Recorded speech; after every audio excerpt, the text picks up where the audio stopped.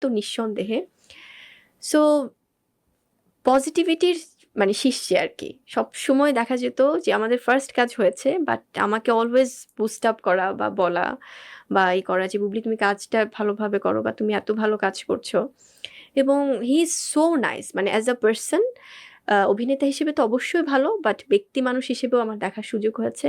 খুবই ভালো একজন মানুষ।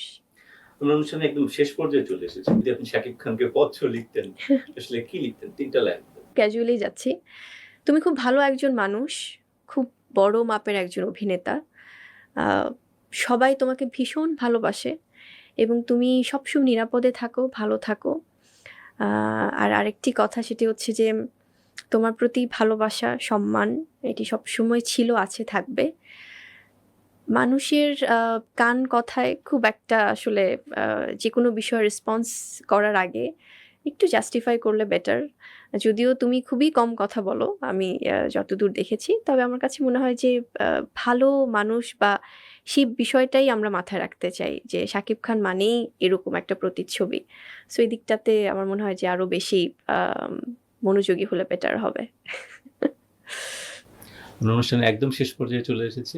আপনাকে আমাদের স্টুডিওতে আসার জন্য অনেক, অনেক ধন্যবাদ এবং আপনার ঈদের সিনেমা 'জঙ্গলির' জন্য শুভকামনা জানাই। Thank you so much. আসলে 'জঙ্গলি' সিনেমাটা আমার কাছে অনেক ভালোবাসার একটা সিনেমা, অনেক ভালো লাগার একটা সিনেমা। কারণ এই সিনেমাতে অনেকদিন পরে আমরা একটা ফ্যামিলি সেন্টিমেন্ট দেখতে পাবো। পারিবারিক একটা পরিবারের জন্য সিনেমা। পরিবারের জন্য সিনেমা, রোমান্টিক কাপল এর জন্য সিনেমা, অ্যাকশন ওরিয়েন্টেড যারা সিনেমা পছন্দ করে তাদের জন্য। সো ওভারঅল ভালো লাগবে এবং 'জঙ্গলি' সিনেমাটা আমার মনে হয় যে এখন পর্যন্ত যতগুলো কনটেন্ট এসছে এই সিনেমার সবাই ভীষণ পজিটিভ ভাইব দিচ্ছে।